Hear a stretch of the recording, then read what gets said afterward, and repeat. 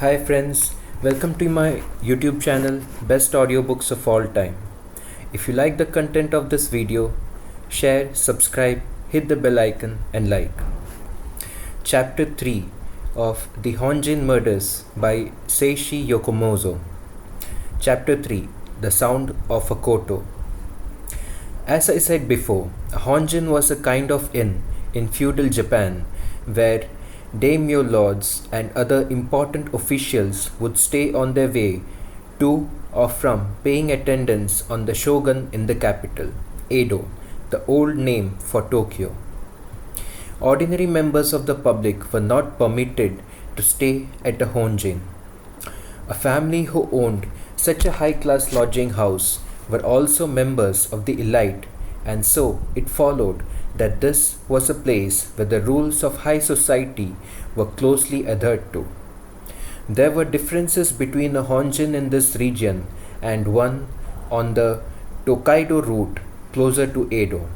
First of all, there were fewer daimyo traveling on the Chugoku Kaido, and accordingly there were variations in the scale of operations, but a honjin was still a honjin.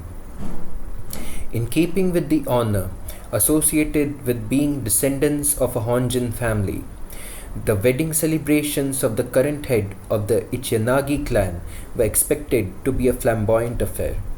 The following report was made to me by F, who was kind enough to offer me an insight into the usual customs of the region. These kinds of events are way more grandiose in the countryside than they are in the city.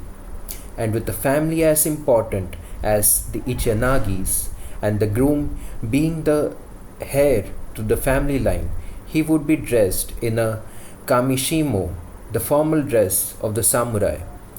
The bride would wear a white kimono with an uchikake robe over it.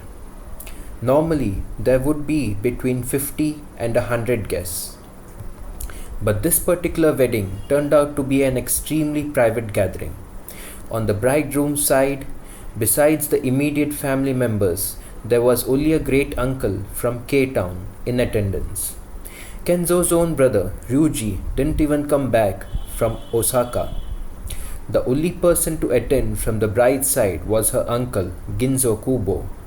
Consequently, the ceremony itself was a rather forlorn affair, but there was no question of skimping on the celebrations for the many tenant farmers and farmhands who lived and worked on the Ichinagi land. It was tradition in these parts for the newlyweds to drink all night with the locals. And so, on the day of the wedding ceremony, 25th November, the kitchen at the Ichinagi residence was bustling, with extra hands drafted in to help alongside the usual servants. Around 6:30 p.m., when preparations were at their busiest, a man suddenly appeared at the kitchen door. "Excuse me, is the master home? Would somebody mind passing this to him?"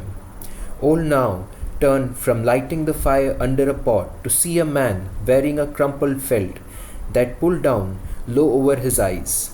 The collar of his worn old jacket turned up against the cold, and an oversized mask hiding most of his face. A very suspicious looking character, she thought. You want to see the master of the house?" Yes. I need to give this to him." In his left hand, the man was holding a scrap of paper, folded over several times. Later, when interviewed by the police, Now would describe his appearance this way. It was weird. He had all his fingers curled around it. He was clutching the paper between the knuckles of his forefinger and middle finger, like a leper would. Yes, that's right. He kept his right hand in his pocket. I thought there was something off about him. So I tried to get a good look at his face, but he quickly turned his head away. Then he shoved the paper at me and ran away, right out the kitchen door. There were lots of other people in the kitchen at the time, but nobody could have dreamed how significant the man's visit would turn out to be, and so nobody paid him any attention. After the man ran off, the servant stood there for a while with the paper in her hand, not quite sure what to do until Rosuke's wife, Akiko, hurried into the kitchen. Does anyone know where my husband's got to? I think he just went out. I wonder, what's so urgent when we're this busy? Never mind. If you see him, please tell him he needs to get changed as soon as possible. Now called to Akiko to wait and handed her the piece of paper explaining what had just happened. On closer inspection, it looked like a page torn from a pocket diary. For Kenzo-san? I see. Akiko frowned slightly, but didn't slow her pace. Tucking the paper into the obisash of her kimono, she left the kitchen and peered into the sitting room. Itoko was in there, in conversation with her maid, Kyo, who was helping her with her formal kimono. Suzuko, already wearing her own kimono, sat by her mother's side, plucking at a beautiful gold lacquered Koto. Auntie, where's Kenzo-san? I don't know. He's probably in his study. Just a moment. Akiko-san, would you help Kyo tie my obi? Right as Akiko and the maid had finished tying Itoko's obi sash, Saburo came ambling in wearing a heavy winter kimono. Saburo, why are you still in those clothes? Where have you been? I was in the study, reading another of those detective books, I'll bet, Suzuko said as she tuned the Koto. Saburo was obsessed with mystery novels. What's wrong with reading novels? How about you, Suzuko? Have you held a funeral for that cat yet? Suzuko ignored him and kept playing. If you haven't, then you'd better hurry up. If you leave a dead cat lying around, it's going to turn into a howling ghost. Suzuko looked upset. You can be as mean as you like, Sabu-chan, but I already did Tama-chan's funeral this morning. Stop it, Saburo. That's completely inappropriate. Itoko admonished him. Be careful what you say. By the way, was your brother in the study? No, isn't he in the annex? Akiko-san, if you find Kenzo, could you tell him to start getting ready as soon as possible? The bride will be arriving any time now. Akiko left the sitting room, and just as she started to slip on her Geta garden sandals to head over to the annex house, her husband, Rosuke, came strolling casually out of the branch family house, still in his everyday clothes. What are you thinking? You need to start getting dressed or you won't be ready in time. Don't be ridiculous. The bride won't be here until 8. There's no hurry. And anyway, where are you off to? To the annex to look for Kenzo-san. Kenzo was standing on the wooden Engawa veranda of the annex house, staring up at the sky. Aki-san, he said, as he saw her heading his way. It looks as if the weather's going to change. What? This is for me. Ah, thanks. Kenzo took the note from Akiko and moved inside to read it under the electric light.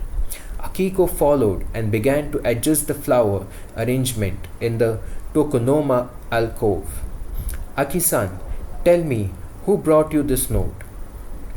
Noticing something out of the ordinary in Kenzo's tone of voice, Akiko stopped and turned to look at him. Kenzo was standing over her with a look of animal fury on his face. Nao-san was the one who gave it to me. She said it was delivered by a kind of vagrant. Is there some problem or... Kenzo continued to glare at Akiko as she spoke, but then he seemed to remember himself and turned away. His eye fell on the note again. He grabbed it, ripped it into shreds, then looked around for some place to dispose of the pieces. Finding nowhere appropriate, he stuffed them into the sleeve of his kimono. Kenzo-san, your mother asked me to tell you to prepare for the ceremony. Yes, right. Aki-san, would you mind closing the shutters? And with that, Kenzo left the annex house.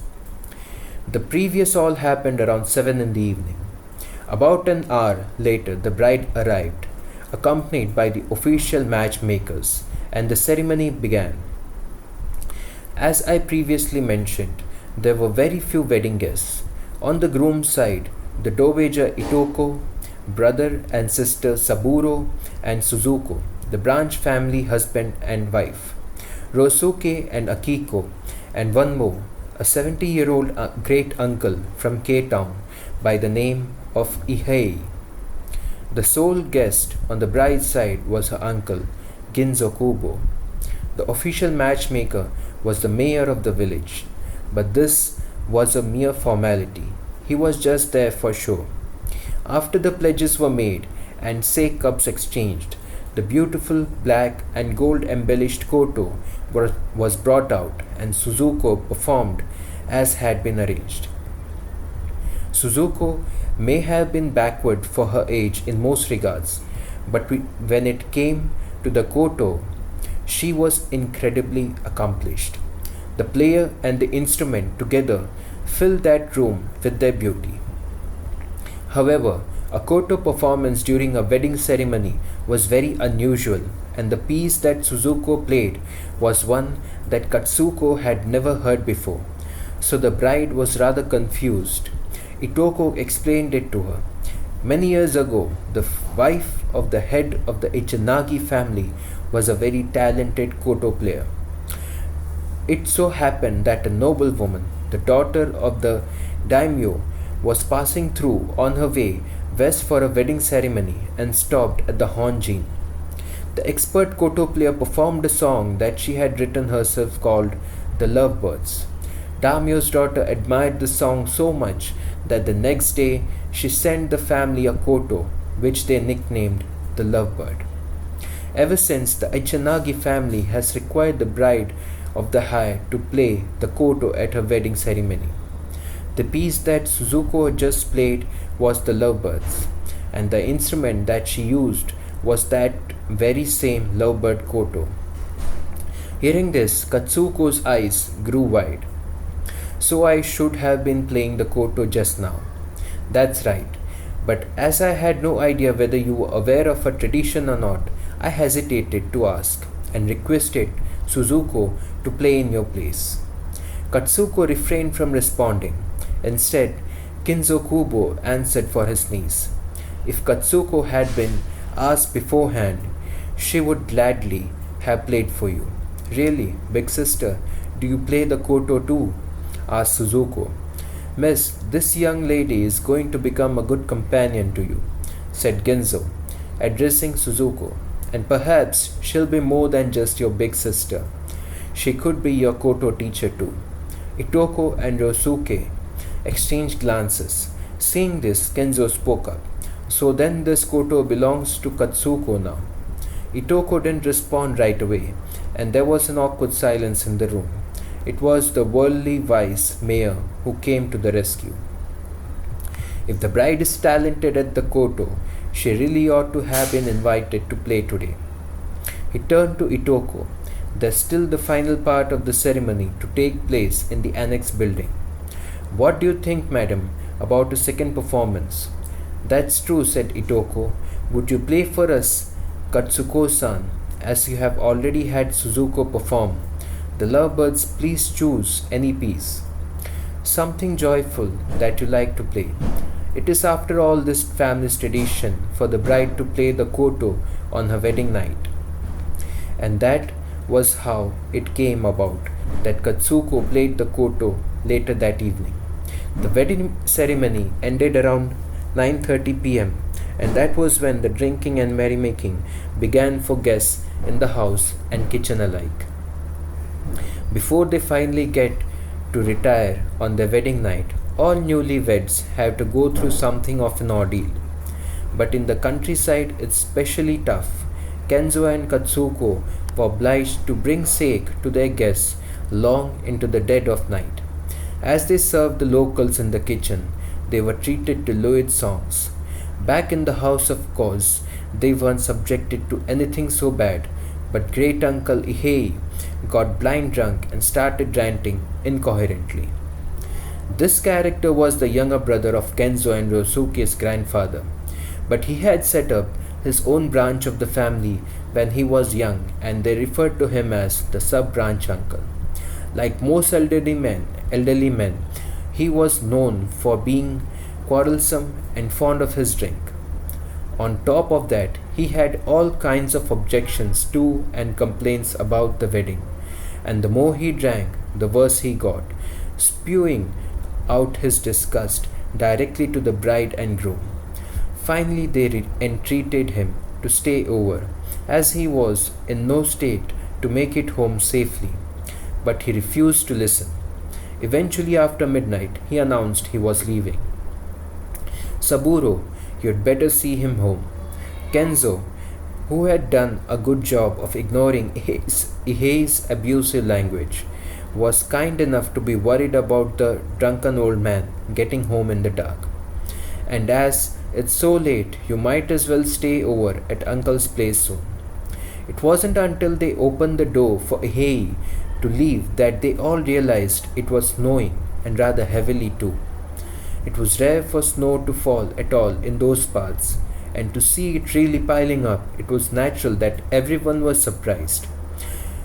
When they recalled events later, they would realize the crucial role that this snow had played in the terrible crime that was about to be committed. Finally, the newlyweds were able to retire to the annex, and it was about 1 in the morning when they performed the last of the ritual exchanges of sake cups. In the words of Rosuke's wife, Akiko, this is what happened. I carried the Koto to the annex with the help of the maid, Kyo. They performed the sake ceremony, but the only family members present were Aunt Itoko, my husband, and myself. Sabu-chan had gone to take Uncle Ihei home, and Sabu-chan had already gone to bed. After the ceremony, Katsuko played Chidori for us. When she had finished, we leaned the Koto vertically up against the Tokonoma alcove. I placed the box of picks in the far corner of the alcove, but I don't really remember clearly whether the katana was on the shelf at that time. It was almost 2 in the morning by the time the ceremonies were finished. The family left the newlyweds alone in the annex and went back to the main house. At that time, it was still snowing heavily. Then, some 2 hours later, a blood-curdling scream rang out, followed by the eerie strains of a koto being plugged with wild abandon. End of chapter 3. The Honjin Murders by Seishi Yokomizu. If you like the content of this video, please share, subscribe, hit the bell icon and like.